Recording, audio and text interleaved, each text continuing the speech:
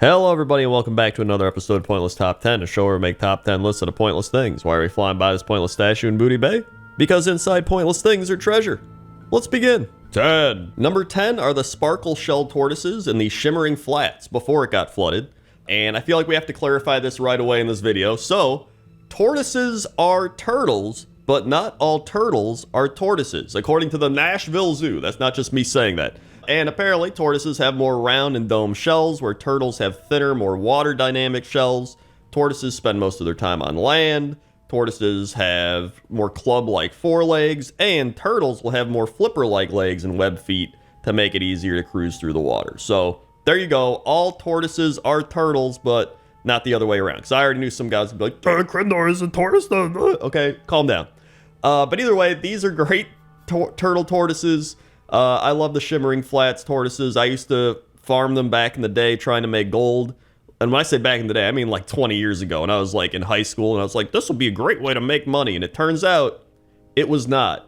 But I still have nostalgia of it. And I really enjoyed being in the Shimmering Flat. It's one of those zones where you either hate it or love it. I know a lot of people are like, oh, it's boring. There's nothing there. Maybe that's why I love it. Just like this video series. It's boring. There's nothing there, but is there something there?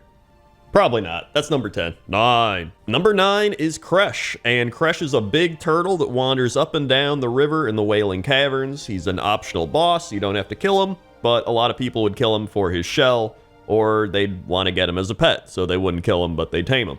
I always thought Kresh was really cool. I always remember coming into the Wailing Caverns and being like, oh, we got to kill Kresh. I got to get the shield or whatever. But I always wondered, like, why is he here, right? Well, I was like, oh, he's just a turtle in the Wailing Caverns, but like, what made him go crazy? And then I read this on Wowpedia, and it kind of blew my mind. So it says, this giant turtle wanders the underground caves, his resilient mind unaffected by Gnarlex's relentless nightmares. Don't be fooled by his happy disposition. Kresh has thwarted many adventurers who long steal his massive shell. So he's actually just not affected by the nightmares happening in the Wailing Caverns. Like I just mentioned in one of the other pointless top 10s, how all the night elf druids got corrupted. That's why you got to fight him, and all the stuff in here's corrupted. And then he's just fine. He's just walking around. He's like, these people are trying to kill me. I got to fight back. Like, that's it. So like, why are we not researching this? Like, for some reason, this turtle is just immune to the dark energies of the nightmare. Like, what? And everyone's like, I don't know. I tried looking more into it and nobody knows anything. So I'm like, am I crazy? Like, you would think somebody in charge in World of Warcraft, not like Blizzard, but like somebody like Thrall or like one of these people be like, hey, you know what? Isn't it kind of crazy that turtle's unaffected by the nightmare? Maybe we should like research it a bit, you know? They're just like, nah, I don't think so. So you know what? Just for Thresh's resiliency to evil, he's number 9. 8. Number 8 are the Snapjaw turtles in Hillsborough Foothills, and I think these are one of the most notorious questing turtles. I think it's an early level range of like in the 20s, 30s. Most people on Alliance and Horde run into these turtles, and they need to get them for the turtle meat. And I think because of that, a lot of people spend a lot of time trying to kill these, and they're kind of tanky, and it takes a while to get the turtle meat, but you know, most people have run into these Snapjaw turtles, and I think because of that, they are one of the most notorious turtles in World of Warcraft, but they are not, they're not like a super cool turtle. They're not anything crazy, but, you know, it's a Snapjaw turtle, right? And everybody knows about them, and I feel like because of that, they're number 8. 7. Number 7 is Krusty Bob, and Krusty Bob is just a small turtle that runs around a camp in the Azuremist Isle. And there's really nothing more to it. He's a little guy. He runs around, and he's pretty fast for a turtle, to be honest. Like, look how fast he's running. You expect to see a little turtle, like, going doop, doo, doop, doo, doop. But no, he's zipping around, man. There's really no other information on him. I expected there to be something, but part of me thought this might be a Simpsons reference to, like, Krusty the Clown and Sideshow Bob. So that would be my best guess. Maybe somebody was like, hey, let's put a little Simpson reference in there, but there's no official, like, this is a reference type of thing, right? So, I mean, overall, even if he's not a reference, he's just a fun little turtle guy. And I believe you can get a turtle similar to him in Children's Week. That's what I was finding when I was researching this. So if you want your own Krusty Bob, you can go get one in Children's Week, which I guess was pretty recently if you're watching this when this came out, but maybe you're watching it later. I don't know. Overall, Krusty Bob, great turtle, very fast. Number 7. 6. Number 6 is Dubenko, and Dubenko is a turtle at the Dark Moon Fair. He looks a little bit like Krusty Bob, but actually I think he looks a little more crusty. I think he should be Krusty Bob, and Krusty Bob should be Dubenko, but that's besides the point. And he walks around with a big stick on his shell. I don't know how he got that stick on his shell. I don't know if they just glued it on or what they did. But yeah, he walks around and you try to throw rings on him, and that's one of the Dark Moon Fair dailies. And I don't know if this is a ethical business practice. I mean, this is the Dark Moon Fair, right? But the animal activists or whatever in World of Warcraft, the DETA, the Druids for the Ethical and Humane Treatment of Animals, I don't know if they would like this very much. But, you know, maybe he's having a good time. Maybe he enjoys people missing the ring toss things. He enjoys yelling at you. I think it would actually be more fitting if he yelled at you. Right? Every time you miss, he's like, you idiot. Come on, I bet you can't get a ring on here. In fact, that would probably be more like Krusty Bob. I think, plus, you know, carnivals, like the Simpson reference, like Krusty Bob, right? I really think Dubenko and Krusty Bob should change names. I think it'd be very fitting. But either way, he's number 6.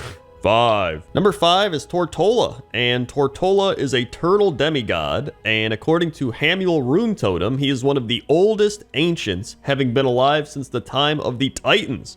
Due to that, he speaks in an old language that has been long forgotten, which proves incomprehensible to players. And although Tortola wasn't apparently seriously injured, he needed time to recover from the war, and then when he was sleeping, the shattering itself is what woke him up, and so the Twilight's hammer came to capture him, and he wasn't ready, and then they were able to create the Dark Ancient Nemesis, replacing Tortola. And that's why we have Nemesis here, who's kind of like the crazy Bowser version of Tortola, which still looks pretty sick, which is why I had to include this as well. And after players free him and his unborn children, he is prepared to bring down his wrath and that of his children alongside the Guardians of Hyjal. Tortola later assisted adventurers in closing a portal of the Twilight's Hammer to Firelands and a burning Night Elf town in Mount Hyjal. So this turtle's had some insane backstory, and he's probably one of the most powerful turtles in World of Warcraft, and because of that, he's number 5. 4. Number 4 is Scroll Sage Nola and the turtles making it to the water. I had to include the turtles making it to the water, like 100%. How could you not have a turtle list without those turtles? And Scroll Sage Nola is the one who says the quote. This is her world quest, and she is a Tortolan located in Eventide Delta in Stormsong Valley and Little Tortola in Dazara Lore, as well as various other areas of Kulturas and Zandalar. But this is one of the most famous and well-known quests in World of Warcraft. It just became a meme. It actually has still been my sub sound over on Twitch, and it's just, a turtle made it to the water, and then you help the turtles make it to the water as the crazy seagulls or birds or whatever try to dive bomb them and pick them up and eat them or something. So, it's always a good feeling when you knock a few birds down and the turtles make it to the water. And because of how popular this quest is and how popular this has become in just World of Warcraft lore in general, I had to put it on the list. So, number 4 has made it to the pointless top 10 list.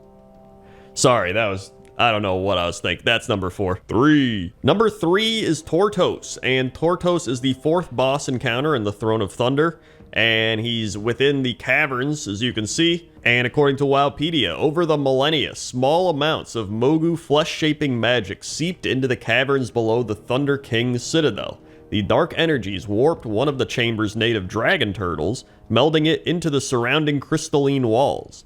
Known as Tortos, this amalgamation of flesh and stone has since feasted on the cave's rich mineral deposits and grown to a colossal size. So I mean, just knowing that alone, like this is just some random dragon turtle that happened to have these crazy, like X-Men type radiation situations occur, and now he's just this giant turtle boss living under the caverns, or in the caverns below the Thunder King's citadel. Like, I think that's just awesome. Like, to me, this is one of the most underrated turtles in World of Warcraft. Like, this dude he's awesome. I think these are some of my favorite design characters or bosses in World of Warcraft. You know, you have all these different backstories and all this stuff, and this is just like, yeah, this turtle had some crazy shit happen, and now he's a giant turtle in the wall. And so I had to put him on the list, and I was like, I gotta put him high up on the list. He's too cool for this. So he's number 3. 2. Number 2 is Lonely Guju, and Lonely Guju is a ghostly flying turtle found on the northeastern shores of the Kunlai Summit, and he responds to various emotes such as /love, /hug, /wave, etc. And Lonely Guju is actually a reference to Lonesome George, who was a 100-year-old tortoise that was one of the rarest creatures in the world and served as an important symbol for the conservation efforts in the Galapagos Islands and throughout the world. So first off, a flying ghost turtle is pretty cool, so that alone made me want to put this on the list. But then, reading about the references to Lonesome George and how it's just, it's sad. He was one of the last rare creatures of his kind, and then he died in 2012, and they made this reference to him, and then you can wave to him, and he follows you around, and then he just dies. Like, he's already a ghost, then he dies again. It's even more sad. And so this had to go way up on the list, and I almost put it at number 1, but I was like, you know what?